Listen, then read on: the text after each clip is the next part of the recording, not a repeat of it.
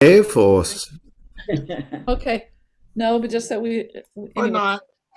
we're hopeless. We're a mess. But now that you're here, everything's fine. is it the same like ID every week or every Yes. week is different? No, No, this it's is one same. of the issues because I wanted this. No, it keeps getting changed.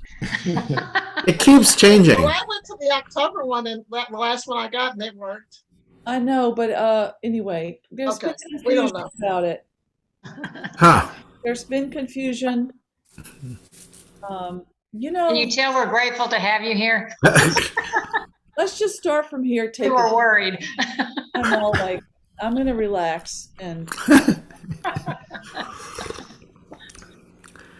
Yeah. You know, actually, now that we're on technology, so you all have a business license on Zoom, correct? yes, And that gives you 10 licenses, correct? yeah, but we actually have two accounts because we have one. We needed two because we need to. You can't do things simultaneously. Two Oh, you licenses. can. Well, I'm sorry. Maybe you're just gonna make my blood boil again. I want to know how you do it simultaneously because I need to know that. Well, all right, but we have two accounts because we have things that go at the same time. And so Right. we'll use one for one thing and one for the other thing. But the people that lead groups on our EBS account, like Melissa, they've Mm-hmm. never been fully trained on Mm-hmm. how to use Zoom. Mm-hmm. So there's a huge amount of confusion. And so Right. Melissa, for example, she didn't have a recurring meeting. Mm. The recurring schedule ran out. Yes. So she Yes. thought she had to start a new one over and over again. But Ah, okay. on our website is the one from her old one. And so Yeah. and then her emails. Yes. Yes. And what we don't have at EBS is a person who is both IT savvy and a good communicator Uh-huh. to hold the hands of all of us who need help with this stuff. They always say, Right. "Oh, Right. it's easy. Just do that. Oh, it's easy." Do you know how much you spend a month on Yeah. Zoom? Well, it's not that for a year.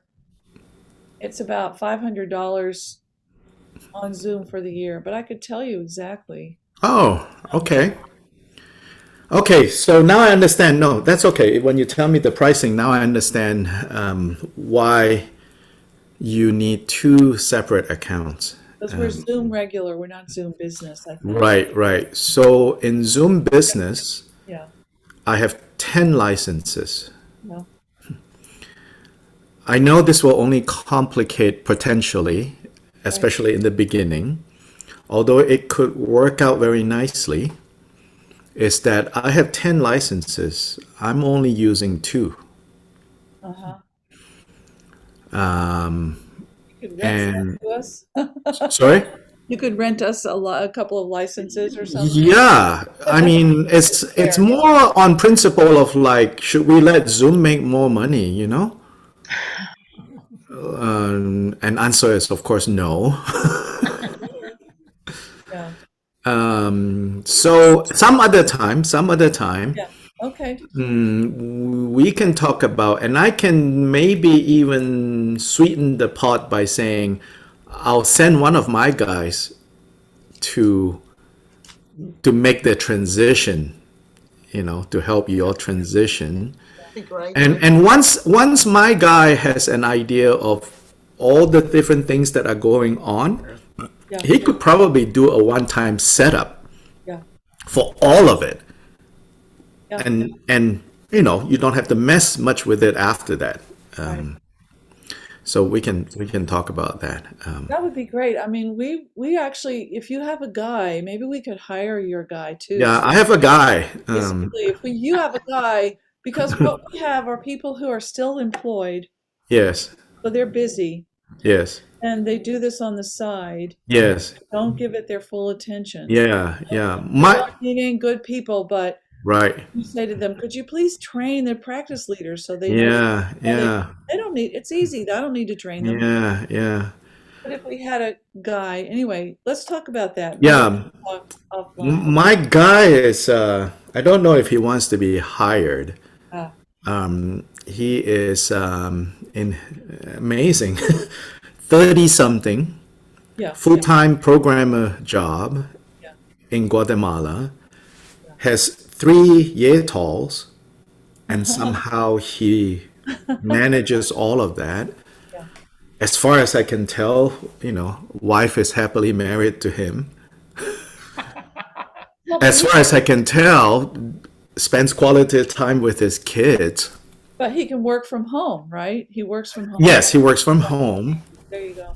He shares, picking kids up and dropping kids off, all of that. And he was the one who built my website. And he continues to, like, basically, he has a number of volunteers helping him to do all the things that he's doing for me. Okay. So like turning videos into audios without translation breaks, Okay.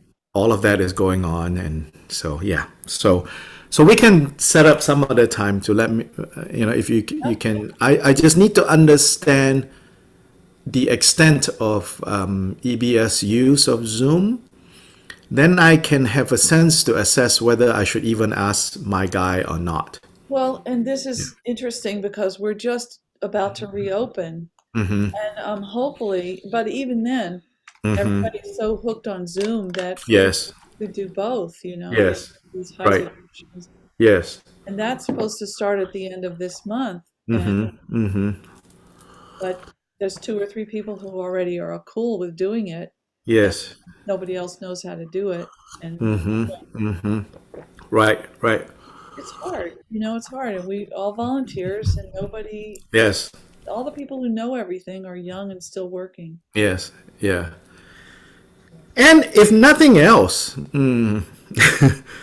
maybe this Sunday morning thing, I can just take Melissa out, Yeah, as in put her as one of my licensee, there you go. and she can run this, and then I can have Javier set up for her Yeah, just our Sunday, yeah. and one complication gets taken out of the mix. And that would be really good. I mean, and so Yeah. that'd be great. And then there's this next step, which is whenever we record you, like today, Yes. there's another little step where we have to download the recording Right. and put it on YouTube. So you guys are recording to the cloud?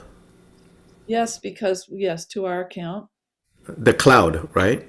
Yes, today I'm recording to our Zoom account. Yes, yes. Yeah. So you're not recording to your local computer. No. Okay, okay. So then That's we don't want to pay for storage space on our Zoom account, so we always immediately download the video yeah, and put it yeah. on a free YouTube channel that EBS has. And does it go direct from? Does it go direct from Zoom to YouTube? There's a conversion process. When you download it from Zoom Mm-hmm. to your, Where do you download that to? I download it to my computer nowadays. Ah, okay, good, good. I Now do that's not go direct anywhere. I download it and it converts yeah, to go get downloaded, and then I can upload it to YouTube without any. yeah. That's what I need to know.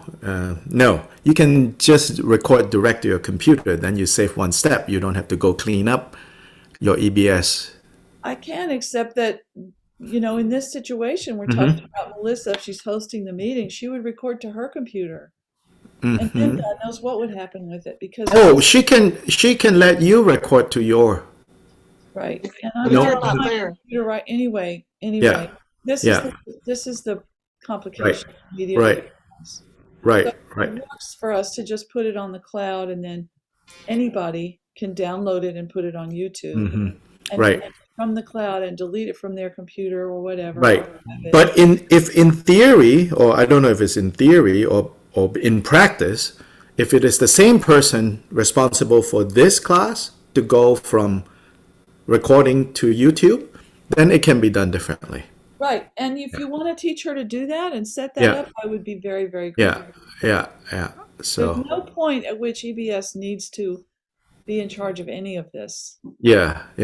It's just kind of, all ad hoc, That's right. It's all grown up willy-nilly. And Yeah, as long as what we need is that there's a same login stuff that we can publish everywhere, and Yeah. anyone who wants to can find it. yeah.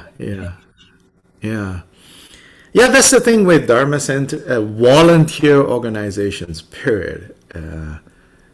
And often people who feel like they're outside or who are actually standing outside, when things don't go well, they will have, these notions of some conspiracy is going on. I was like, you have no idea. We are not all together enough to conspire anything. If we wanted to, we would be bad at it. Yeah. It would be Right. really bad. Like more comical than, the end of the Trump empire. Really? You know? I don't know about that. That was pretty comical. Yeah, the news conference in some backyard of some landscaping company called Four Seasons.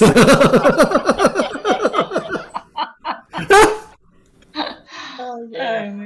Yes, I booked the Four Seasons. Great. We will show confidence.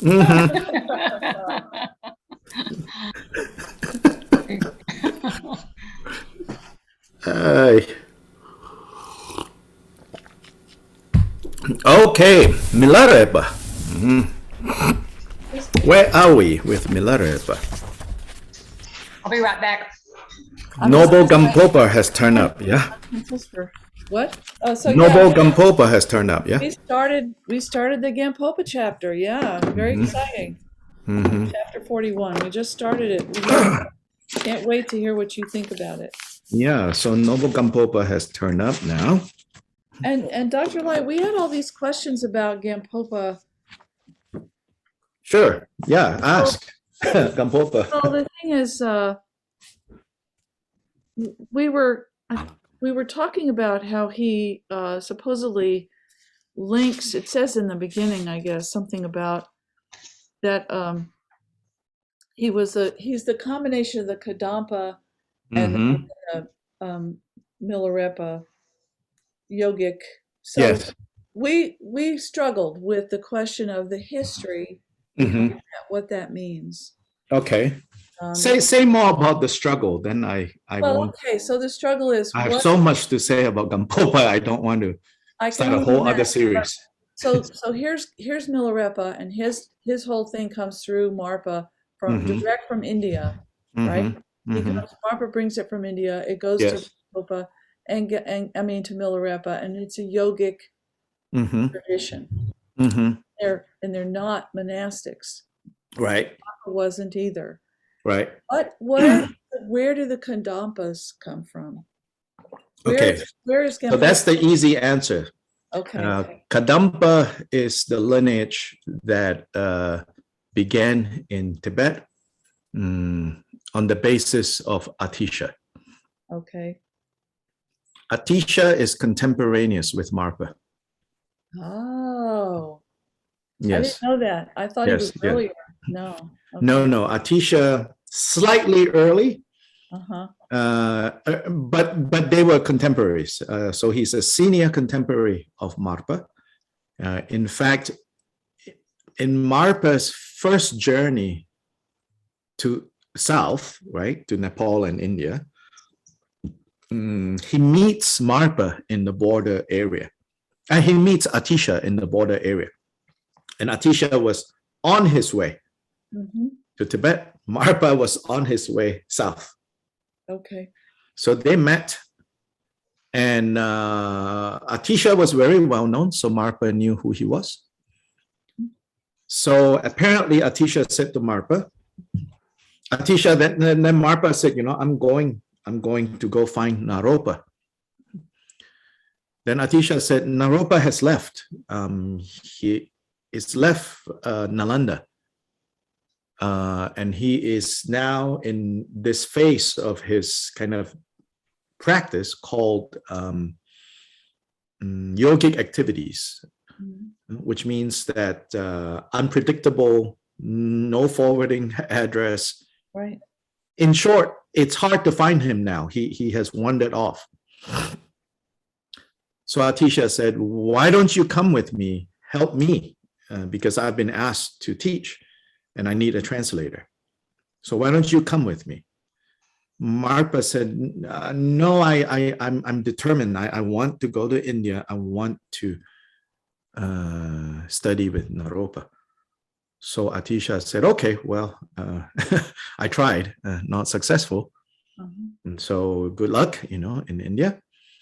And then somehow Marpa also said, before they parted, Marpa requested some instructions and empowerments from Atisha. So tradition says that Atisha gave Marpa 3 empowerments. The empowerment, 3 empowerments and instructions for practicing what is close to Atisha in terms of idams. So he gave him the green Tara, he gave him the Vajrasattva practice, and he gave him the Ushnisha Vijaya, Namgyalma practice. So these 3 he gave to Marpa. So then Marpa goes, and comes back first time, goes a second time, comes back, goes a third time, comes back. So altogether, Marpa went south 3 times over a period of maybe 12 years or something like that. So meanwhile, then Atisha, has a group of students gathered around him, and eventually that's known as the Kadamba lineage. Okay.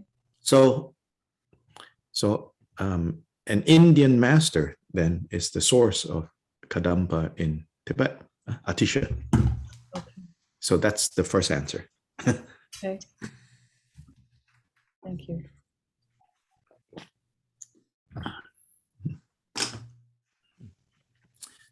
Then between Marpa and Milarepa, in one way they are very similar. In other ways they are very different. The surface similarity, neither of them became monks. But I think that's just surface similarity. Of course, these days, especially in the West, people like to talk about, lay Buddhism, blah, blah, blah, whatever that means. So then, we only see this obvious thing and say, like Marpa and Milarepa. And hence then the question, what about Gampopa? What happened there, So Marpa and Milarepa's similarity is on that level, as in, if we state it in negative terms, they were not monks, right? But how they were actually quite different is that Marpa was a master of tantric theory and exposition. Yeah, tantric theory and exposition. Whereas Milarepa was a meditator. Okay.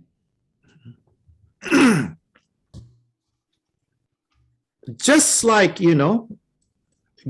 just like in the case of Gampopa, right? And in the case of Gampopa and Milarepa's relationship, Milarepa's real successor, even if they have a difficult time together, but probably that's a more accurate picture of, what real successors have to go through. Milarepa's real successor was Rechungpa. Mhm. Likewise, Marpa had another successor that wasn't Milarepa, which is Ngo Chukudorje, called Lamango. In fact, in Milarepa's life story, when Marpa refuses to teach Milarepa, and Milarepa was very sad, Marpa's wife took Milarepa aside and say, tell you what, you go ask for instructions from this Lamango, because he's essentially, no different from my husband. He's my husband's main student. You go seek instruction. So then he went to Lamango, and Lamango said, who sent you? And he kind of fudged it, and said, well, Marpa's household, giving Lamango the impression that Marpa sent, Yeah. So Lamango gave him instructions, but then he could not bring results. Marpa found out, yelled at him, yelled at his wife, and said, how dare you guys go against and around me? You think, and yelled at Ngo for giving Milarepa, So in fact, Lamango was the one who was more like Marpa. In all ways, Lamango was like Marpa, came from money, landed gentry, so to say, so had a lot of resources to his disposal, relatively speaking, and engaged in extensive studies. We take for granted, when like today, when you say I want to study, basically whatever book you want, you can just get. That wasn't the case then. To procure a text, it costs. It took time and resources. Yeah. So Ngo had the resources to go gather all these things, and so became Marpa's really main successor in terms of tantric theory and exposition, being able to explain to you all the ins and outs. And the tantras, the root tantras, is just one half of the whole transmission. The commentaries on the tantras is equally important. Yeah, and all these different commentaries get very technical. Again, Marpa learned those things, but Milarepa never learned those things. So Milarepa's songs, all the instructions, he doesn't go into tantric theory or depth. It's the same set of vocabulary used more or less all throughout, and it's practice oriented. And nowhere here, right, or anywhere for that matter, of recorded works of Milarepa that kind of lay out, right, the whole landscape of tantric practice. Mm-hmm. Mm-hmm. He doesn't do that because he never learned that. Mm-hmm. Yeah. So back to your questions. So Milarepa became an expert through meditation, just Yes. solely meditation. Yes. Interesting. Yeah. Yeah, he would meditate, have certain experiences, right? And consult with Marpa and said, I experienced this, this, and that. Marpa will say, well, keep doing what you're doing, or no, now you should, this or that. So he had a lot of experiential knowledge. But he didn't necessarily have the schooling to, transmit the full extent of knowledge associated with the tantras. Right.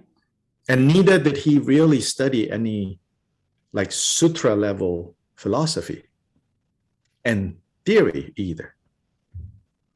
That's interesting.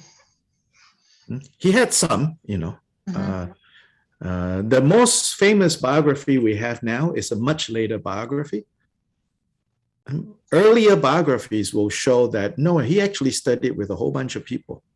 So he studied enough, Right, but he never carried those books around. right. The fact that he was itinerant means, how many books can you carry? Like we never think of this, and then Tibetans never think of this. Tibetans will impute things like, oh, he knew everything in his mind. Well, yes, but no.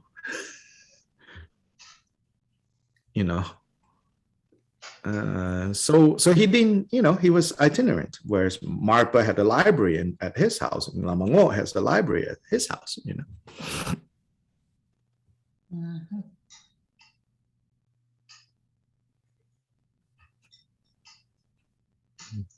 So in the beginning of this chapter, we have this scene where his students are saying, "You're old.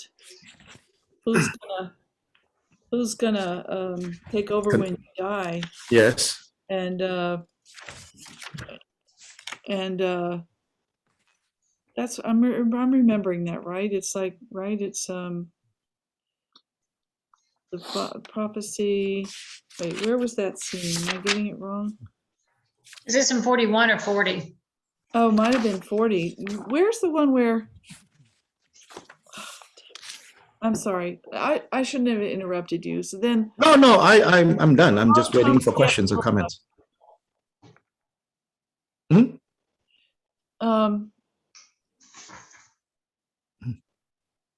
There's a scene where the guys are standing around and they're saying, "We can't. What are we gonna do?" Students. Yeah. Okay. It's on page. It's on page 492. Okay. Where his students are saying the Jetson's body has grown old. If you should pass on to another realm, we'll need someone who can come in your stead to dispel our hindrances. Right. And so forth, and he says, "There's somebody who will be coming. I will look and see where he is." And so, right. What were they were? Anyway, that's what we were just trying to understand. Well, he's talking about Gampopa. Right. The divine physician, Laje, And so what does Gampopa bring to the party that none of the Rechungpa and the other guys don't have? Nothing. Nothing. Because soon, right, Gampopa takes off. Yeah, it doesn't last. How does he lead that? No, it's just, it's almost like you feel like, this chapter inserted there. If you look at it from the perspective of the Repas, Yeah. those wearing white shawls wandering around with Milarepa, they'll probably be like, yeah, whatever that monk was, okay, like, yes, our guru was really, maybe even said, our guru seems kind of enamored with this monk type, I don't know what that was about. And that's okay, eventually he'll go away.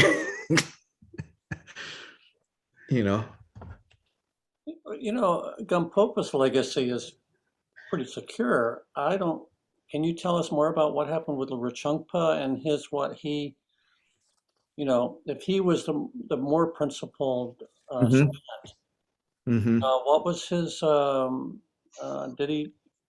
what was his trail in the paths and the lineages and so forth? As I've mentioned, I think before, I think this really shows the deficiencies of non-monastic lines of transmission, that their longevity is limited.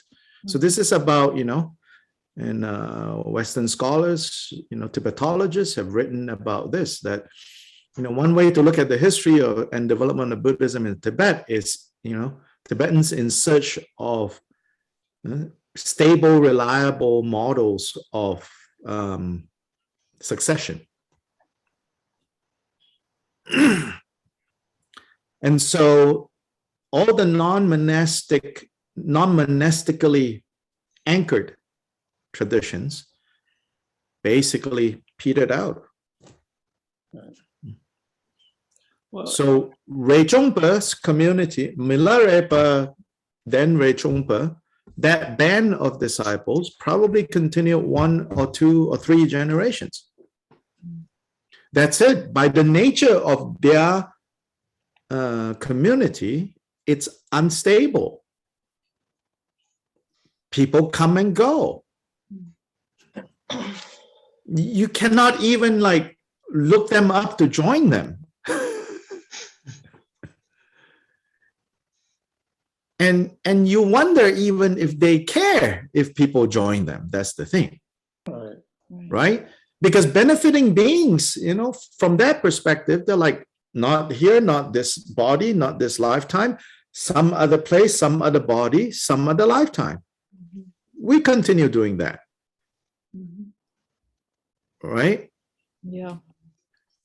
So insofar as the historically grounded or limited perspective of transmission, yeah, the Rechungpa's transmission, you know, more or less petered out. Now, I'm not sure if there's at least some, maybe not in total, there are some transmissions that came from Rechungpa. So, for example, there is a collection of Rechungpa tradition known as Rechung Nengyu. And Rechung Nengyu has continued, especially among the Drukpa Kagyus. So the lines of transmission can continue there. Now, to what degree do Drukpa Kagyus like specialize in it? Iffy. It's like a auxiliary thing that they carry, you know. Then a particular Nyingma tradition, again monastic, you know,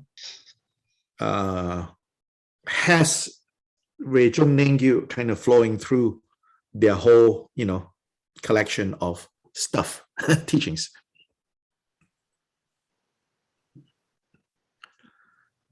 Now, so you ask about Rechung, you know, then you have to ask, you know, what about Lama Ngo, you know? Yeah. Yeah, so Lama Ngo's transmission lasted, they say, I think 8 generations. So they were not like Milarepa and Rechungpa. They were not nomadic, so to say. They were not itinerant. They were landowners. So they were able to keep that for 8 generations. Right. Then even that family, you know, because it was a family lineage, from father to son and father to son and father to son. But again, you know, with a non-monastic lineage, you know, eventually the Tibetans realized that the most stable is a monastic structure.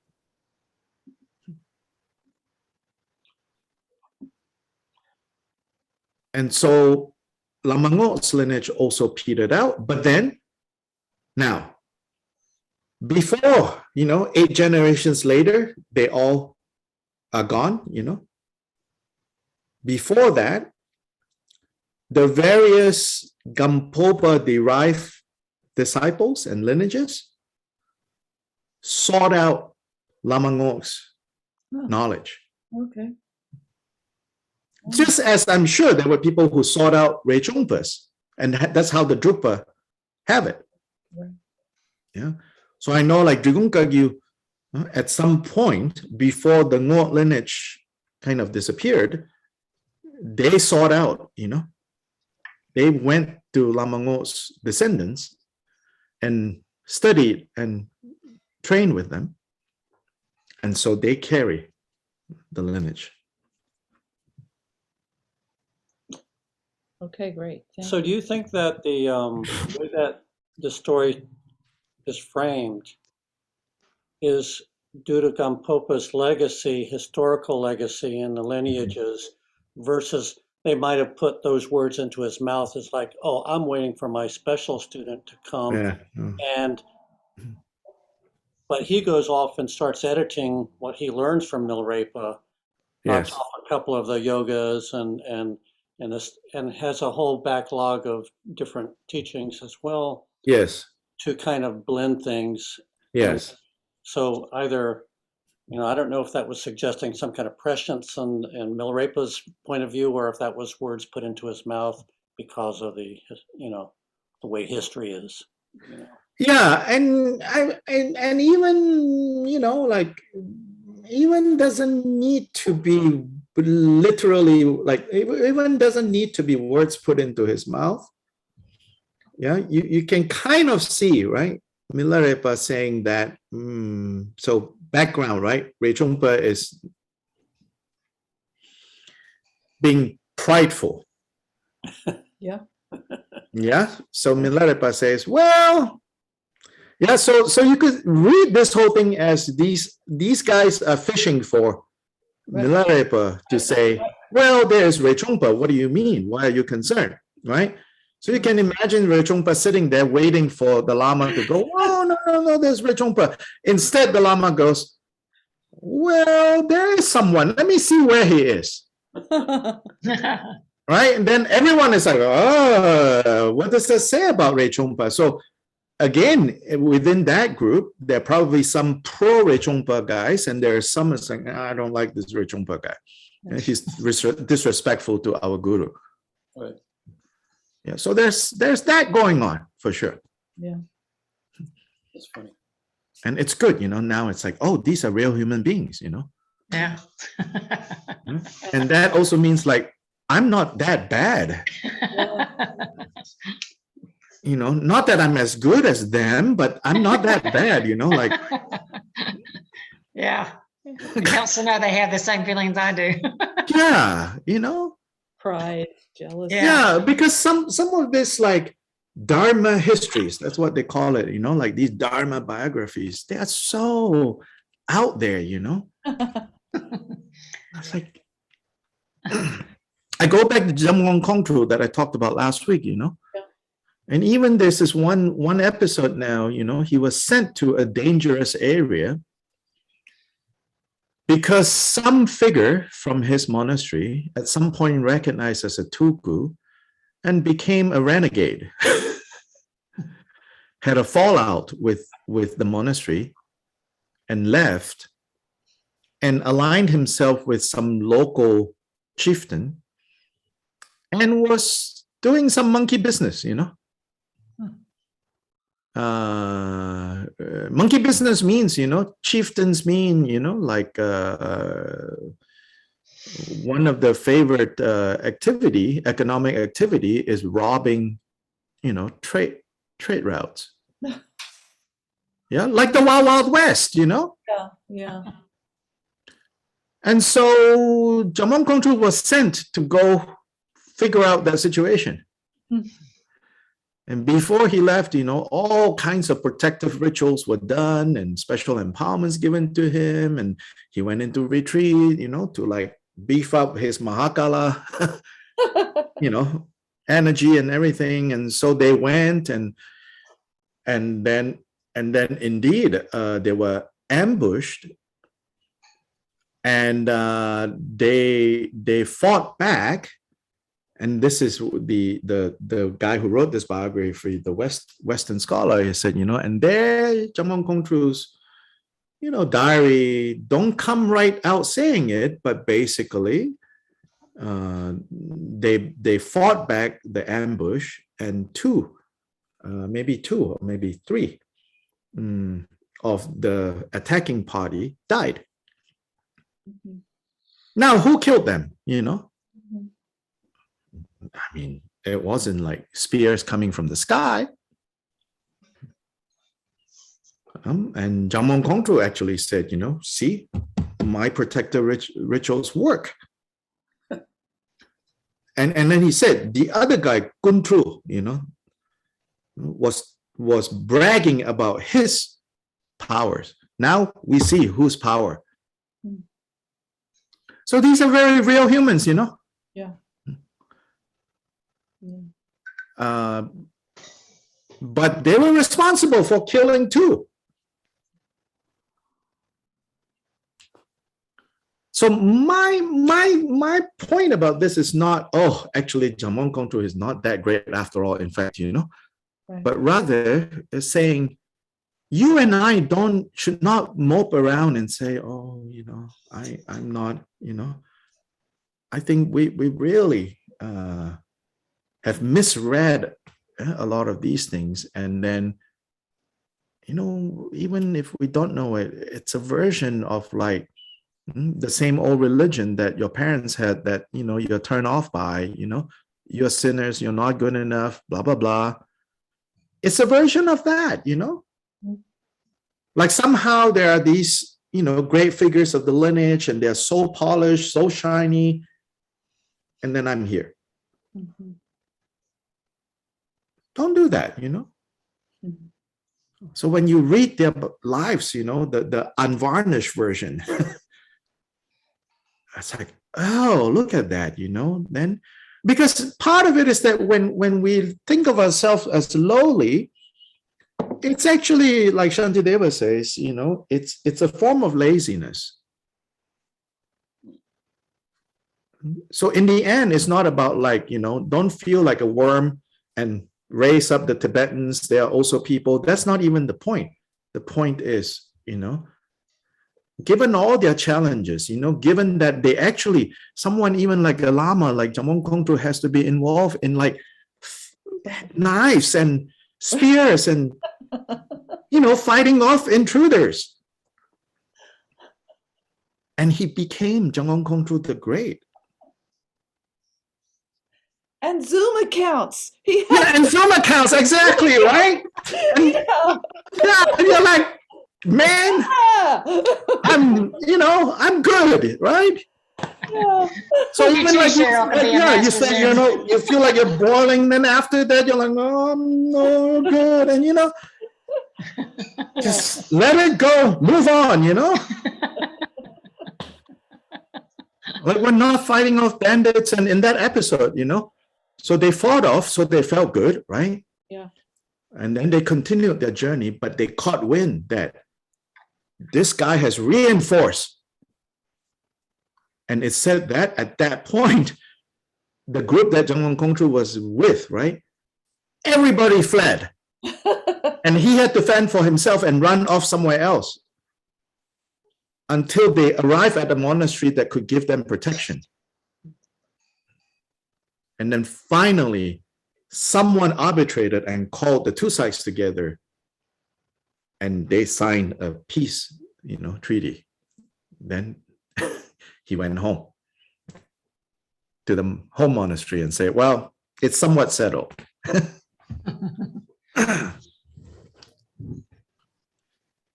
So anyway, yeah. So the thing about Gampopa unified the Kadampa tradition of Atisha and the Mahamudra transmission of Milarepa and Marpa. Yeah, so often it's called that. The union of Kadampa and Mahamudra. At that point, Mahamudra is used as another name, basically, for tantric practice. And at the core of tantric practice is the yogas of Naropa, which is manipulating, harnessing, forcefully manipulating, harnessing these, you could say, basically, mind-altering states and experiences. Yeah? Not using chemicals, but using yogic exercise and posture and, methods of breathing to enhance the state of mind, which then is used to powerfully like realize the truths of impermanence, not self, all of that. So at that time, Mahamudra meant that. Yeah, so these terms don't remain, unchanging. So when it says that Gampopa unified the two, they're talking about this.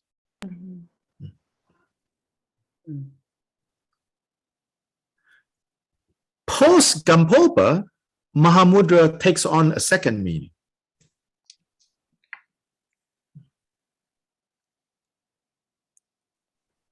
And that's the Mahamudra that Gampopa himself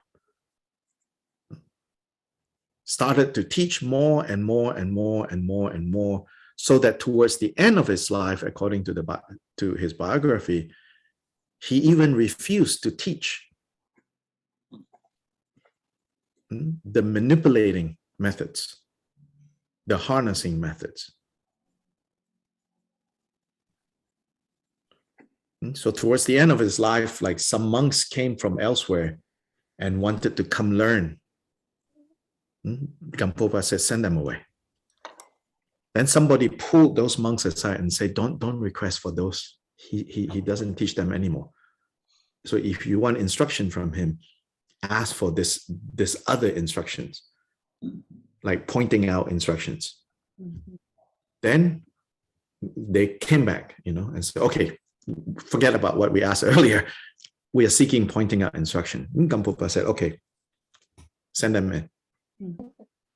What is the difference between pointing out and manipulating or harnessing?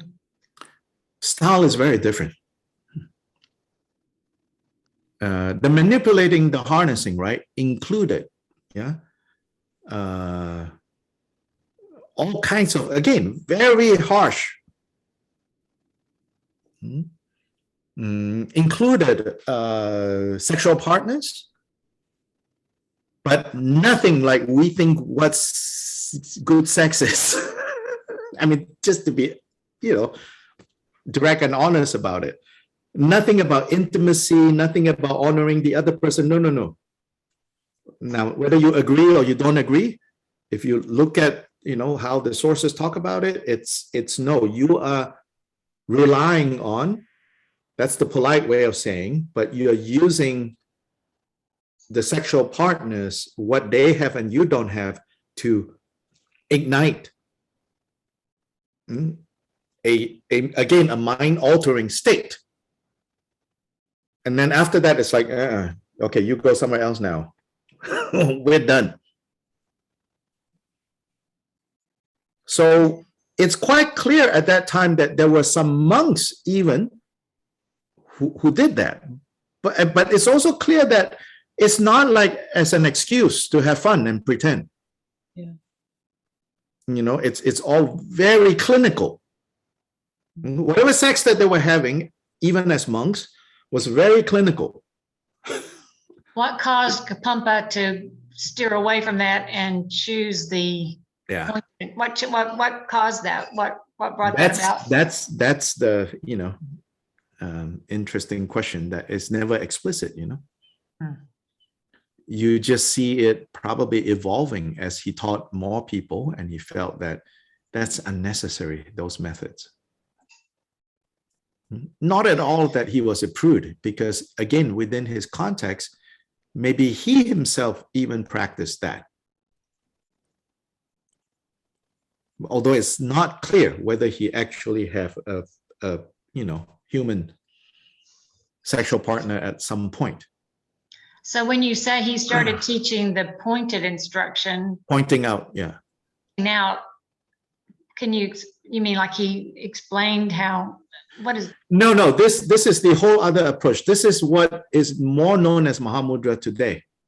If you look up, so it'll be, meditating on shamatha, vipassana, and at some point when you're ready, the teacher gives instructions to show you the nature of your mind, Interesting.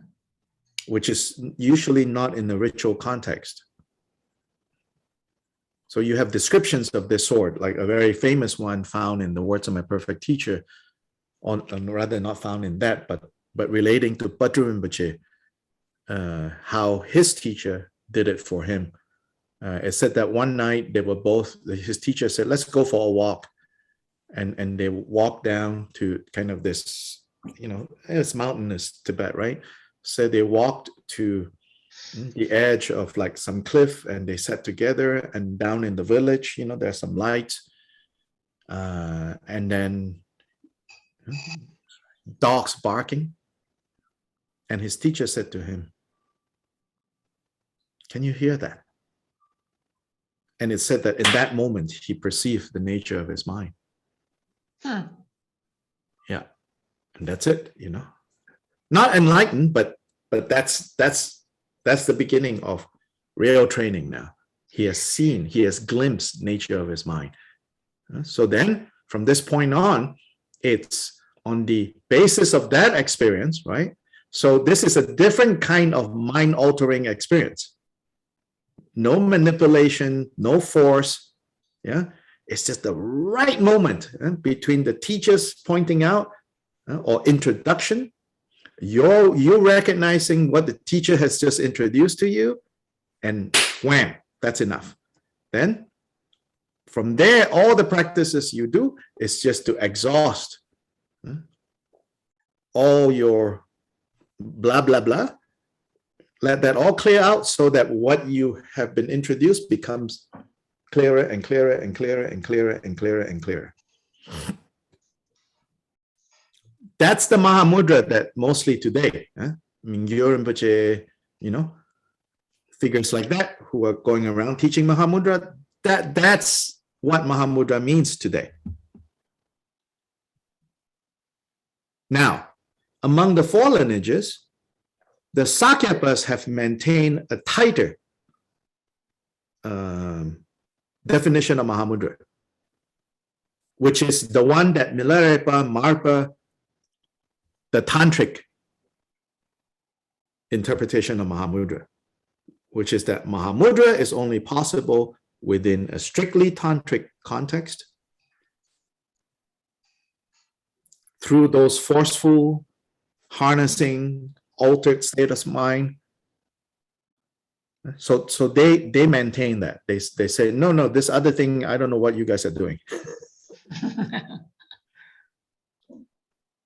So there's some, sectarian stuff. Not just sectarian. I don't want to make it seem like people are being petty. I mean, it's really based on a different view of like, how do you glimpse this Buddha nature? Mhm. Gampopa was confident that glimpsing this Buddha nature, so to say, can be done without using the more forceful methods of Tantra. So it was left to Gampopa's successors and next generation to really flesh out, the implications of what Gampopa was teaching. And it was that time then they came under attack from the highly scholared and schooled experts of Tantra, which is the Sakyapas, which is also probably Lama Ngo's people. They were all very critical of what Gampopa was teaching. In fact, they accused Gampopa as teaching Zen. They say during Guru Rinpoche's time, right after Guru Rinpoche, so two centuries back, there was this Chinese heresy that came in, and Guru Rinpoche's disciples already exiled this Chinese heresy, and the king together said, so this is called the Samye debate, the debate at Samye Monastery, where supposedly the Indian side, represented by one of Shantarakshita, those of you who know this name, his disciple Kamalashila, another Indian. Shantarakshita was one of the great Indian masters that, first came to Tibet. Then Shantarakshita told the Tibetan king, you have to invite Guru Rinpoche Pemasambhava So together, Pemasamo and Shantarakshita kind of established, so to say, Buddhism in Tibet. So apparently, after Guru Rinpoche left and after Shantarakshita, Kamalashila, the main Indian disciple of Shantarakshita, had a debate with the Chinese monks. And according to Tibetan accounts of this, and later Tibetan accounts, in fact, accounts that come up during Gampopa's time,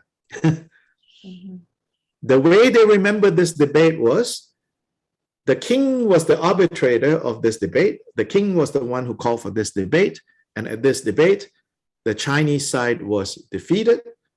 And the king said, from now on, only the Indian side is allowed to teach in my domain. And he banished the Chinese back out east and say, you don't come in here now anymore. Were the Indian, were the Hold teachers on. from, okay. Hold on. And so when people started to criticize Gampopa, they say, essentially what Gampopa is teaching is from this Chinese heresy.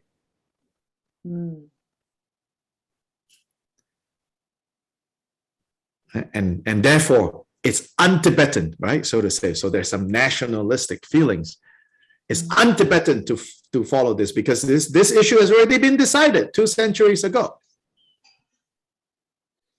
Yes, go ahead, Laura. You had a question. I was just kind of curious because when you say they came from the Indians, they weren't Buddhist, were they, or were they Hindu, or were they Buddhist? They were Buddhist. Okay. No quotes, no quotation marks. They're Buddhist. Okay. Because when I hear India, Buddhism comes I from naturally India. go to Hinduism. And No, Buddhism comes from India. Okay. But the Shakyamuni was Indian. Okay. But it did go away in India. Not yet. 14th Not yet, century. but yeah. But there was a time. It was in other words, it's not like it was in India Right. now.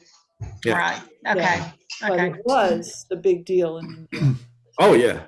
Is if I'm trying to understand this, is the kind of the underlying difference more of a difference in focus on method versus result?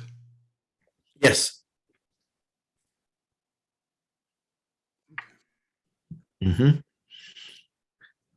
I mean, the result end, right? How can you argue there? Right.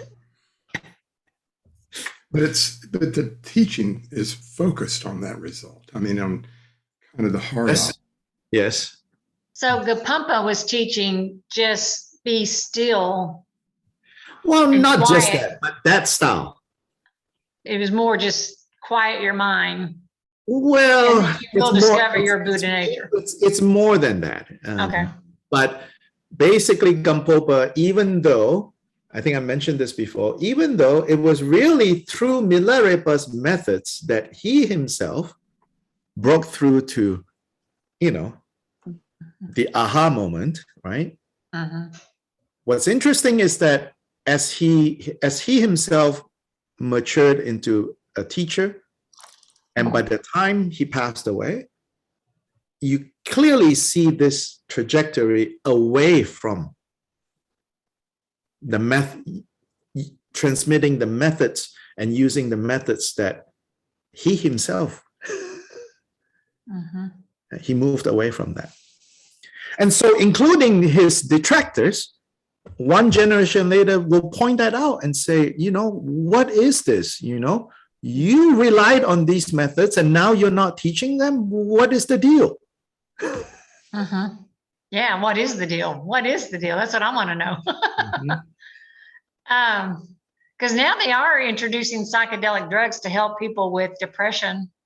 And I mean, I don't have any basis, I don't have any facts on that, but I've heard.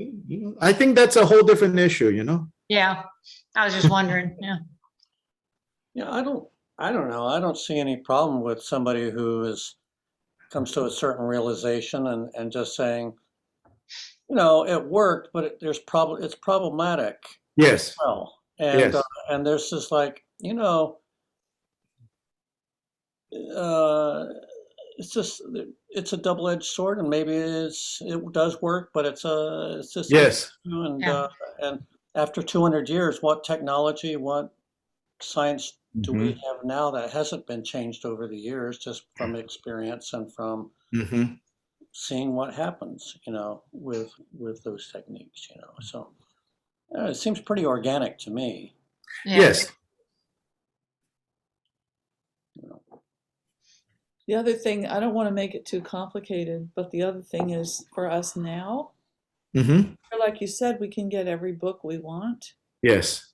So what the hell are we supposed to do? I mean, you know, it's like that. It's like really, honestly, we face that so much personally, but also like at EBS, people come to us and they're going, "What is a Buddhist? What the Yeah. hell is it?" You know, is if I read some books, have I listened to Pema? Does that make me? You know, it's just so like all over the place. You know, and Yes. Yes. no monasteries. We don't. You know. Yes. Anyway. It's very interesting. We have to figure it out on our own, don't we? And luckily we have guys like you that answer all these questions. Help. Yeah, generally what you see with the Gampopa's type of Mahamudra, right? And then on the Nyingma side, Dzogchen, right? What do you see? And these are contemporaneous developments in Tibet. Yeah. So not only Gampopa, but there were others during this period that were also, again, Western Tibetologists, scholars have looked at all of this evidence, and they say that it seems like what's going on around 12th century, 13th century is at least on the Tibetan side. But then now there's also research showing like actually these things were already happening in India. Mm-hmm. Yeah. It's basically a reaction against that tantric, very technically oriented, very, forceful, very,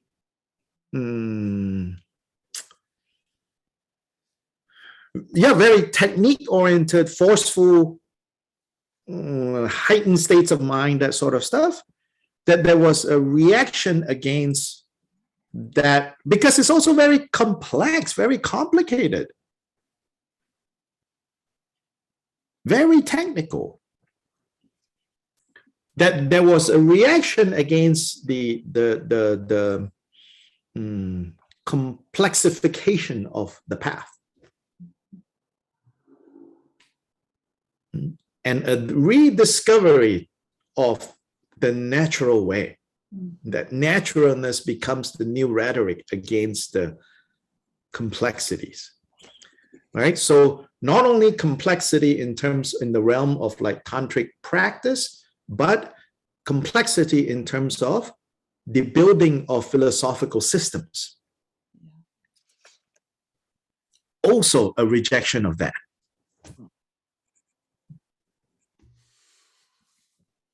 Yeah, so not only were Gampopa and his likes, the people like him, kind of rejecting the really esoteric and complex tantric technology, they were also rejecting the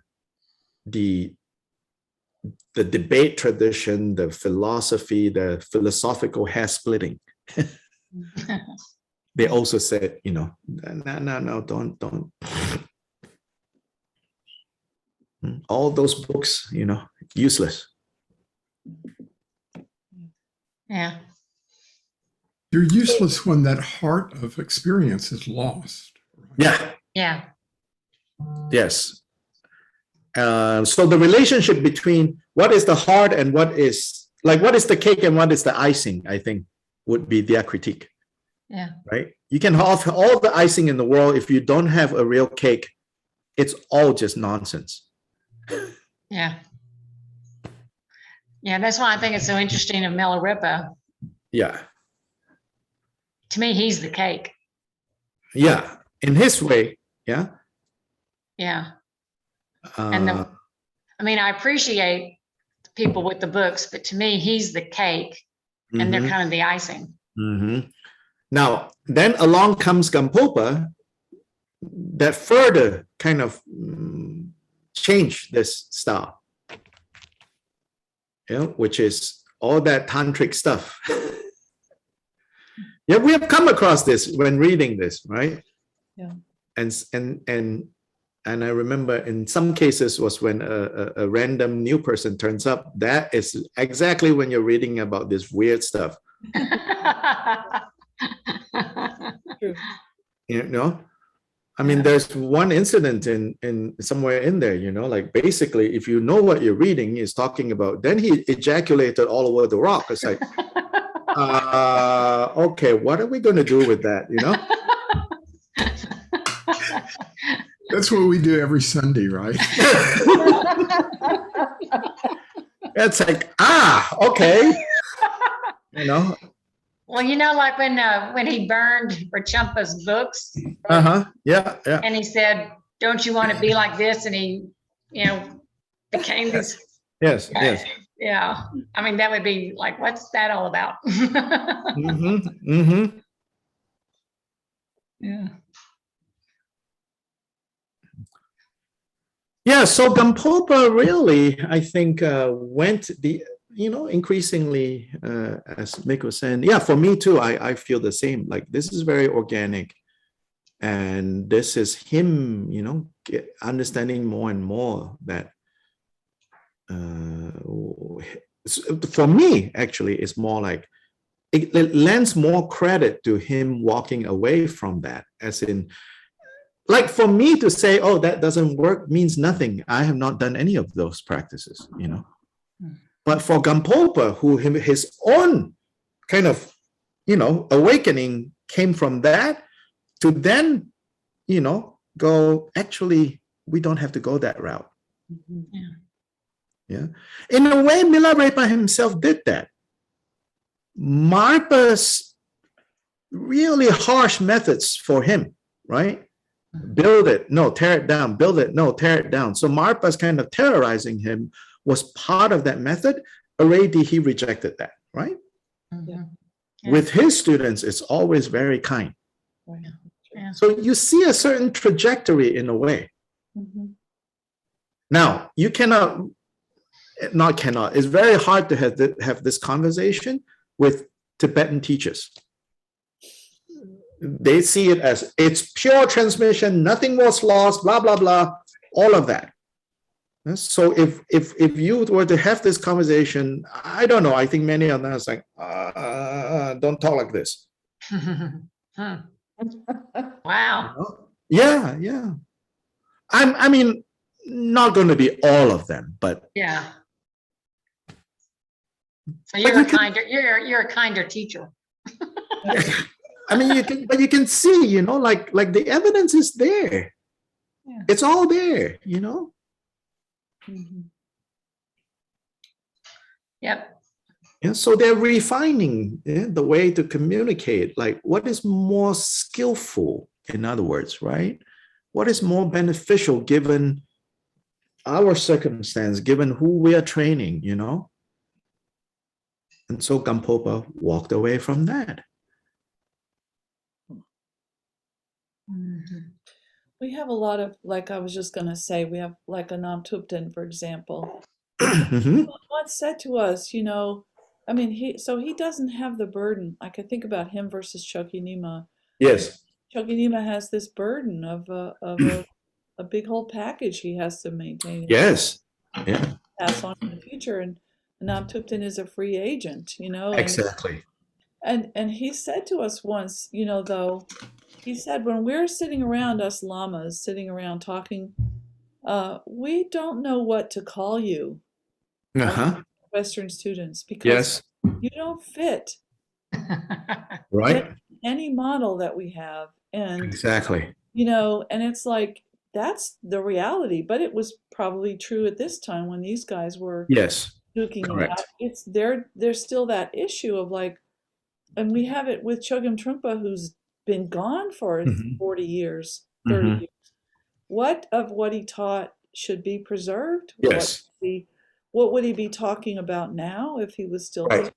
here? You know, and it's like, it is a living, Buddhism is a Living, evolving. it's a living thing. It's not Yeah. like stuck, you know? Right. That's, And by evolving, by the way, I don't mean it becomes better. Right, you I know, mean, right, it's answering, right? yeah, Evolving in that sense.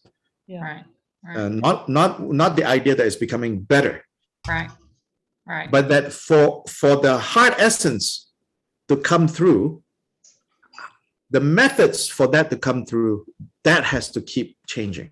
Yeah. Because we keep changing. Yeah, Right. yeah, Yeah, so like even between Gampopa and his grand disciple, the founder of Drigong Kagyu, you know, I'm reading some of his, and he explicitly says, he says, now Gampopa interprets this issue like this, but I'm going to tell you something that is different from what he said. yeah, Mhm.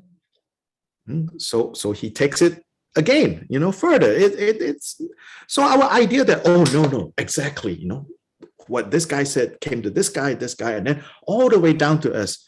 That's what you'll hear a lot. Yeah. Because it worked for a society and a cultural context where it's not that they're lying, but that was a way of expressing and instilling confidence that worked for the audience. Mhm. These days, it will only encourage dogmatism and ultimately for us, right. when we don't have like 7 generations of belonging to this tradition, Yeah. and when the moment comes to us that we see, oh, actually that's not true, we just give up and walk away. Mm. So ultimately, it's not useful to talk like this.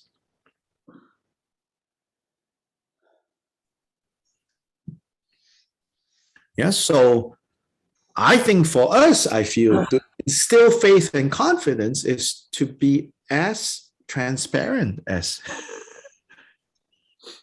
not dress it up, you know, shiny and glitzy.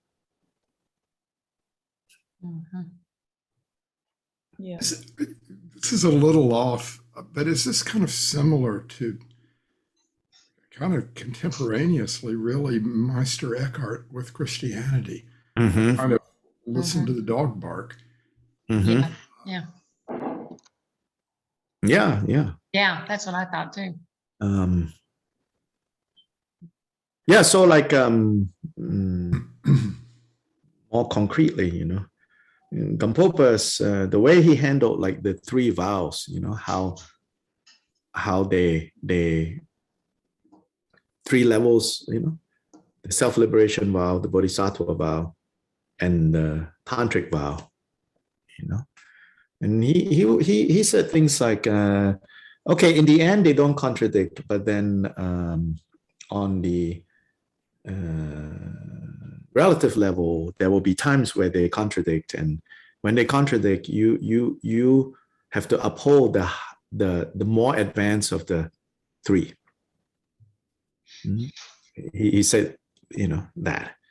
Then he also says, you know, but however, he says, in the daytime when you're around people, then you should, you know, primarily be concerned with the first level of vows, because they pertain to actions that you do, and so so as not to scandalize others or to teach the wrong thing to others by your example, you keep strongly to the first level of vows, you know, the individual liberation, which means if you're a monk, you know, be an impeccable monk.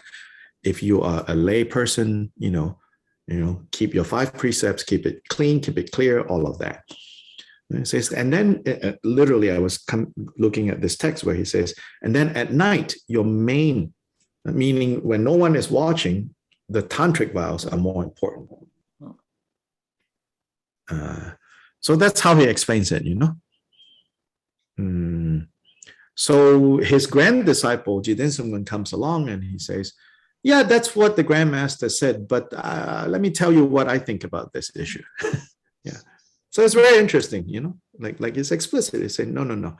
He said, actually, here, we can improve on that. He says that. And his way of improving is he says, you know, all three vows at all times do not contradict if you really know what is going on. So you don't even need to make concessions.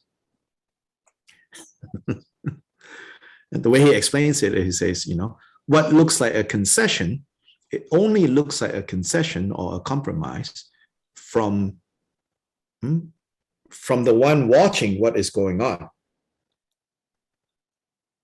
But the real master or the real accomplished one who is doing it, there's no question what is that is a compromise. And so the explicit example, he says, you know, on the outside you say, Dombe Heruka was drinking alcohol. Yes, the guy who sold that to him sold it as alcohol. You sitting around smelling it, smells it as alcohol, but he's not drinking alcohol. Because the properties of alcohol, which is intoxication, has no hold on him. So it's not the case that he is allowed and you monks are not allowed. It's that he has reached a level of ability to change the alcohol into something else. Then it's no longer alcohol. Yes. So then practically what he's saying is like, no, the rest of you don't do it because you have no power to change that, to affect that change.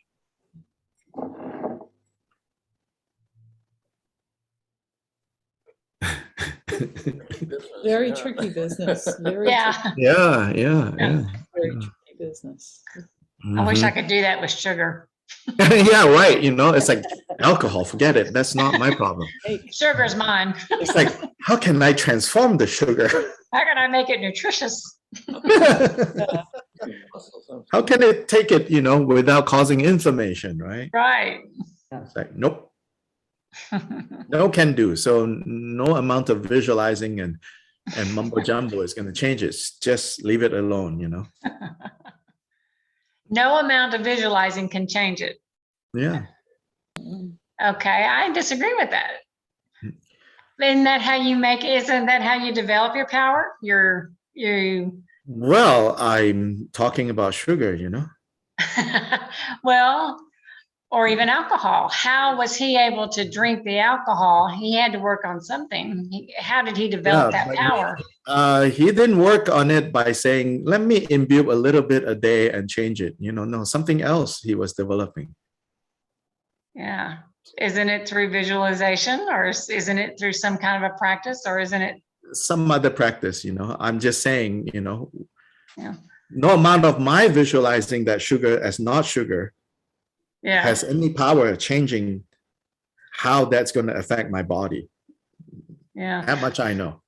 Well, you hear about these people that, I forgot what his name, I'm kind of really going off the wall here. I'm sorry to deviate, but you hear about that one gentleman who had gangrene in his leg, and he was able to heal his leg through, I say, visualization or meditation. He was able to arrest the gangrene. I think you do it through meditation or through something. He was. But aren't we all capable? In theory, sure. Yeah. Then there is reality. Yeah. Then there is reality, you know? Yeah. Yeah, so. You got to start somewhere. All I know is the starting somewhere is in taking a little bit of sugar every day. Oh, I know that. That's what I mean. That's what I mean. Yeah. That's what I mean. Yeah. That's what I mean by no amount of your visualizing that bowl of sugar as something else is going to turn it into something else. Something nutritious. Yeah. Yes. Yeah. I'm getting off the wall. I'll stop. Now, if I took the sugar, right? You say, Uh-huh. how do you change that? And then I run 5K a day? Yeah, of course it's not a problem. But I'm not willing to run 5K a day. That's the problem. That's right. Yeah. In and of itself, the sugar is not going to kill me. It's the sugar plus what I'm willing or not willing to do. Yeah. Yeah. Yeah, of course. Then I'm only kidding myself if I say, I'll take the bowl of sugar and then I'm just going to visualize it as energy. Mhm. No. Yeah.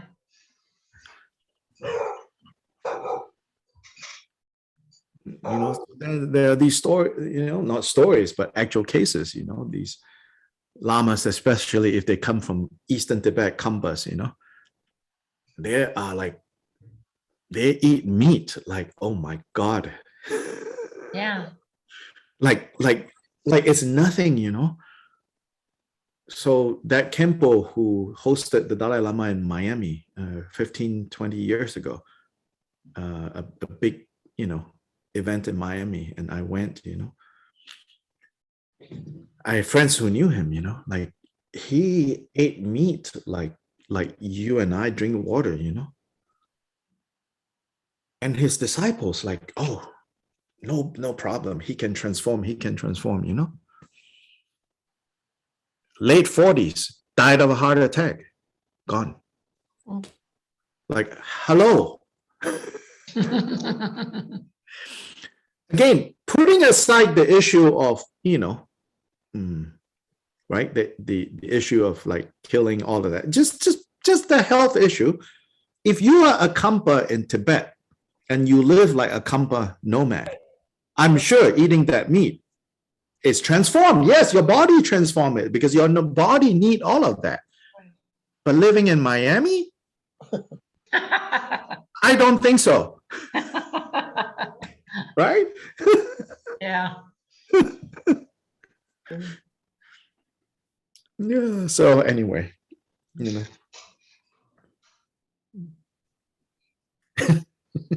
This is really helpful. Thank you so much. Really. Yes. Yes. It's been a great class. So, I'm glad you Yeah. came. So anyway, you know, Gampopa, yeah, clearly was with this community for a short period of time. I think 13 months, is it? Something like that, I think. uh-oh. Oh, no. Sorry, what? Somebody else is trying to use the account. It might be the 12-step people. Oh, okay, yeah, so we can end, you know. They don't start until 1. I know, but somebody just signed me out. I'm signed out. I don't know. Oh, well, you're still here. But I'm still here. I don't know Yes. what's going on. Weird. Yeah. Oh, never mind. Yes, back to the Zoom. Back to the bandits attacking. Back to the bandits attacking. So There's people, it's been so frustrating. yeah. Let's see if we can help clean that up then, you know. I'd be grateful. So Thank grateful. you. Yeah. Really grateful. So let's schedule a talk, just you and me. Okay. Help me understand first, you know, all the issues. Yeah. And how you all are using Zoom between all the different groups. And then I'll see if, like, given what we have, if I can actually improve it or it will add more problems. Well, We'll go from there. Good. And it's a great idea to start with Melissa as a test case. Yeah. Because, you know, she's your student and this Yeah. is your group. So Yeah. this could be, Yeah. I don't know that EBS wants to give up the control of the things, Right. you know. Yes. Anyway, we'll talk about it. Yeah. I mean, when it comes to like you're having a license, then we it's essentially you have yours. We don't control that license, so Yeah. to say. Yeah. See, I'm not familiar with the Yeah. business account. Yeah. A business accounts gives you 10 licenses. So basically they are the equivalent of what you have. Yeah. But As in now, it's like $1,000 a year, $1,500 a year or something. oh, we pay $299 a month. Yeah, 300 a month. Yeah. Yeah, yeah. Yeah. So we didn't want to go that expensive. Yeah, So we yeah. just have a, But that's the thing. That's what I'm saying. We are only using 2 licenses. We have 8 licenses floating around. we could borrow some. Yeah, we could. Yeah, rent which is some. not being used. Right. Okay. Okay. So essentially, but we should start with a trial run, as in, move this group. Right? I'll give Melissa, set a license up for her to use. Yeah. Yeah. And then when you want, whatever you are doing with EBS that uses Zoom, I can also give you a license and you use that. Then from your experience, you can tell, is this less or more complicated, Right. We can experiment bit by bit like that. Okay. Let's talk about that. We can talk offline about it. Okay. Okay. Thank you That's so much. for today, and take care. And we should read together. I have read this a while back, but we should read together the Gampopa. Okay. Go over that chapter. Yes. Then I can provide more insight into what else is not said in this text, because this, right, Zhangyang Heruka writes 3 centuries later. He didn't make up these things, but he did add it. He did pull different sources, and so he had his authorial agenda as well, authorial editorial agenda. And so let's see, how he portrays Gampopa, and we go from there. Okay. Do you think you'll be here next week or? Next week, I think I will. Oh, great. Yeah, Okay. I think I will. Yeah. Okay. Very good. Yeah. Okay. Thank All right. you. Bye. Thank you Bye. so much. Yeah. Bye. I'm ending. Stop the End it. recording. Bye-bye. Bye. Hi. Bye.